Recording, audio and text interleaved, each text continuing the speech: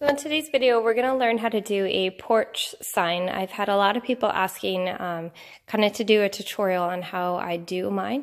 So I'm going to go through the materials that I use in the steps as well. So this particular board is from Home Depot. It's a 1 by 10 by 8. And I just cut it down to 5 feet. So my porch signs are 10 inches wide this way, and then 5 feet in length. And it's just a shelving board. It's not anything too expensive. I think it's $8 or $9 for the 8 foot. And then once I get it cut to the size that I want, I'm going to use my sander here, and I use a 120 grit sandpaper, and this is just a regular palm sander.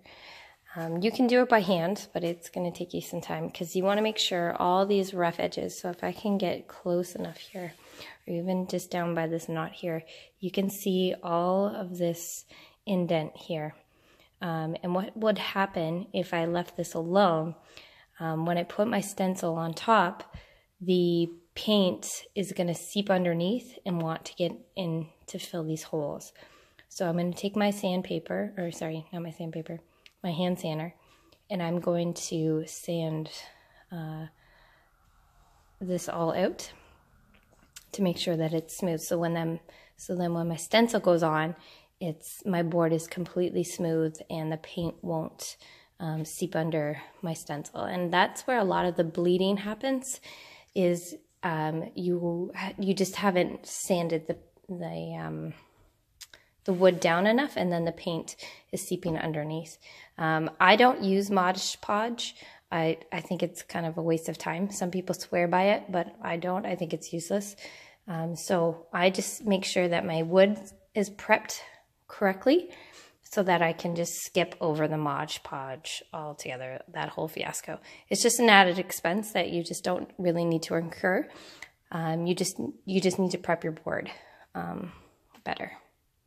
Okay, so I'm going to go ahead and I'm going to sand this down, and then I'm going to return and show you more so this particular piece, since I focused on it, what that's going to look like.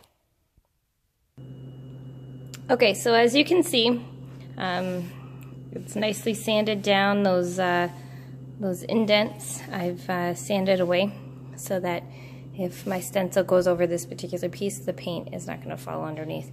Now, one thing that could cause me a bit of problem when I go to paint is this knot right here. So as you can see, it's just it's just a bit of wood residue that's gotten in there. But what I'm going to do is I'm actually going to put a bit of wood filler in here, and I'm going to let the wood filler dry, and then I'm going to sand it down so that when I do paint, the paint is not going to seep into these little crevices here and cause me a bit of a headache.